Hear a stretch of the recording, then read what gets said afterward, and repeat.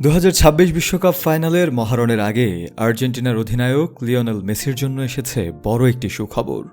Ballon D or কর্তৃপক্ষ স্পষ্ট জানিয়েছে, বিশ্বের সেরা ফুটবলারের এই মর্যাদাপূর্ণ পুরস্কার জিততে হলে ইউরোপের কোনো ক্লাবে খেলার বাধ্যবাধকতা নেই। ফলে বর্তমানে মার্কিন ক্লাব ইন্টার মায়ামিতে খেললেও নবম ব্যালন ডি অর জয়ের দৌড়ে মেসির সম্ভাবনা পুরোপুরি অক্ষুণ্ণ রয়েছে।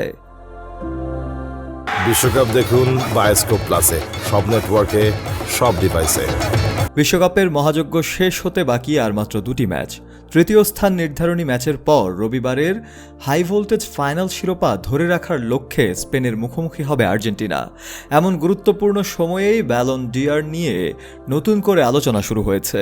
এই প্রেক্ষাপটে আয়োজক কর্তৃপক্ষ এক বিবৃতিতে পুরস্কারটি নিয়ে ফুটবল প্রেমীদের মধ্যে প্রচলিত একটি পুরনো ধারণার ব্যাখ্যা দিয়েছে।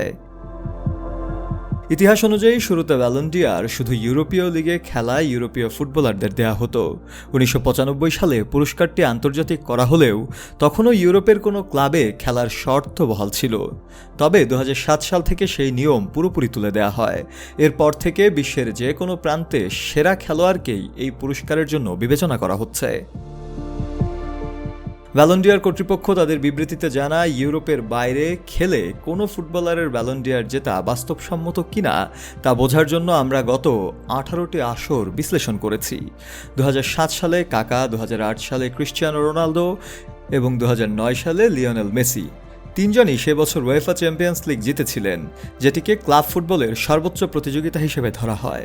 লুকা মডরিচ, করিম বেনজেমা, রাদ্রি ও ওসমান দেম্বেলেও যখন ব্যালন ডি অর জিতেছেন তখন সবাই ইউরোপের ক্লাবেই খেলছিলেন। বিবৃতিতে আরও বলা হয়, ইতিহাসের মাত্র একজন ফুটবলারই ইউরোপের বাইরে খেলার সময় ব্যালন ডি অর জয়ের অনন্য কৃতি গড়েছেন।